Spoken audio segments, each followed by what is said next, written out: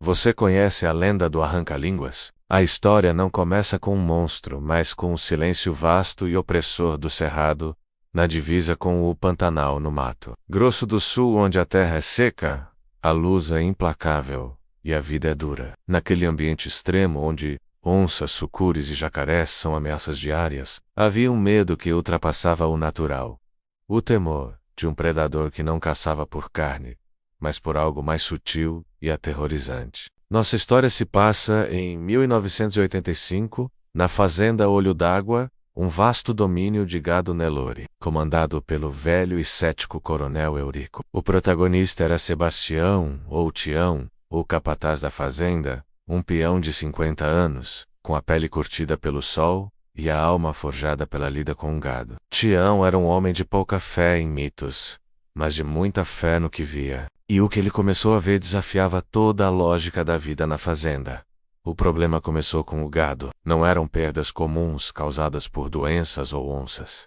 Eram perdas seletivas. Os melhores reprodutores, os touros Nelore mais caros, sumiam sem deixar rastro. A cerca estava intacta, não havia sinais de arrombamento nem pegadas. Apenas o vazio, onde um animal de 1 tonelada deveria estar. O coronel Eurico, inicialmente, atribuiu o sumiço a ladrões de gado organizados, os abigeatos. Ele contratou mais peões, reforçou a vigilância e instalou holofotes na beira do curral. Mas a criatura não se importava com as luzes ou os homens armados. O auge do terror veio na estação da seca. Tião encontrou o primeiro bezerro mutilado. Não estava morto, mas agonizando, jogado perto do córrego seco. Não havia sangue na ferida, e a pele estava intacta, exceto por um orifício minúsculo na boca do animal. O bezerro estava sem a língua. O corte era limpo, preciso, como se tivesse sido feito por uma lâmina cirúrgica e levado à peça como um troféu, mas sem o frenesi de um animal faminto. Tião mostrou a mutilação ao coronel Eurico, que ficou pálido, sob o chapéu. Eurico, um homem do progresso, tentou racionalizar. É alguma doença, Tião. Algum bicho venenoso, mas Tião sabia que não era. Animais não fazem cortes limpos. Aquilo era algo inteligente, maligno e pior, paciente. A velha benzedeira da vila, Dona Zulmira, que vivia de forma isolada, foi consultada. Ela olhou o bezerro, e seus olhos se encheram de um medo ancestral. Não são ladrões, Tião. É o arranca-línguas. Ele é a punição para quem fala demais, para quem mente. E ele adora o gado mais valioso, porque o gado é a palavra do homem na terra. A lenda dizia que o arranca-línguas era uma criatura de forma vaga, vista como uma espécie de felino enorme e corcunda, com garras que pareciam navalhas. Outros diziam que era um vulto humanoide alto e magro, que se movia com a agilidade de uma onça. Todos concordavam que ele só tirava a língua, deixando o resto do corpo intacto. O terror se instalou na comitiva de peões. Eles começaram a dormir em grupos, com revólveres sob o travesseiro, e rezando o terço. O silêncio do cerrado se tornou opressor. O medo virou desespero quando o arranca-línguas escolheu sua vítima humana. Ele estava sozinho na torre de vigia, bebendo seu tereré e fumando. Pela manhã, encontraram Zé caído no chão da torre.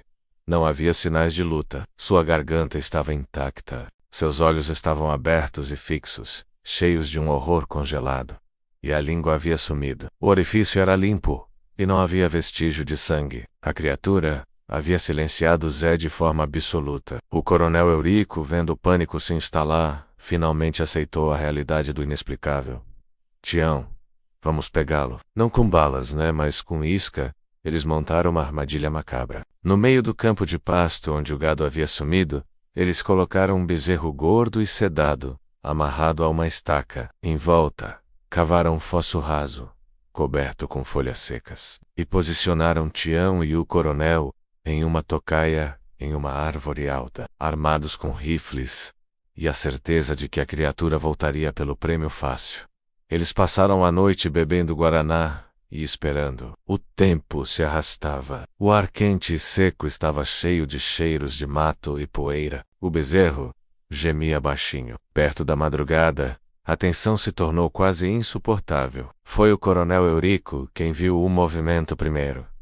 Não veio do chão, mas sim de cima. Uma sombra grande, curvada, que se movia com a graça silenciosa de uma onça pintada, mas com a altura de um homem agachado. Não parecia um felino, parecia um humano deformado e coberto de pelos escuros. A criatura desceu da copa da árvore vizinha com uma agilidade assustadora e pousou ao lado do bezerro sedado. O arranca-línguas era real. Tinha ombros largos e braços longos e finos, que terminavam em garras prateadas, que refletiam fracamente a luz do luar. Sua cabeça era pequena e pontuda, sem pescoço aparente. O coronel Eurico apertou o rifle, mas Tião o segurou.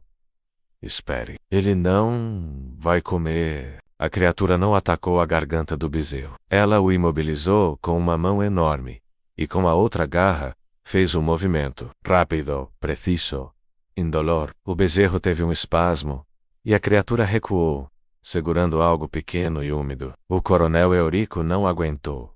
Disparou. O tiro rasgou o silêncio do cerrado. A criatura não caiu. Ela soltou um guincho agudo, mais parecido com um assovio de vento do que com um grito animal, e saltou para a escuridão da mata, com uma velocidade impossível. Tião e o coronel desceram, tremendo. O bezerro estava vivo, mas sem a língua. No chão, perto de onde a criatura estivera, havia apenas um rastro leve de terra revirada, e o cheiro metálico e frio de algo que não era sangue, mas sim ozônio e sujeira de rio. Eles não conseguiram rastrear a criatura. O arranca-línguas era rápido e sabia se mover entre a mata e o Pantanal com perfeição. O coronel Eurico vendeu a fazenda Olho d'Água meses depois, incapaz de viver com o terror que o silenciamento de Zé havia causado.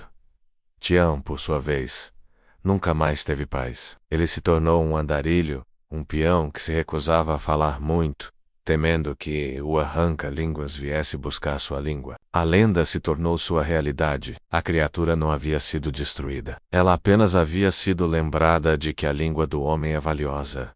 O mistério permaneceu. Por que as línguas? Dona Zumira, a velha benzedeira, deu a última e mais terrível explicação. O arranca-línguas não é um monstro, é um cobrador. O homem usa a língua para mentir, para trair, para amaldiçoar. Ele leva a língua para que ela não possa mais proferir falsidades no mundo dos vivos. E ele leva o gado porque o gado é o dinheiro que faz o homem mentir mais. Ele é o silenciador das inverdades do cerrado.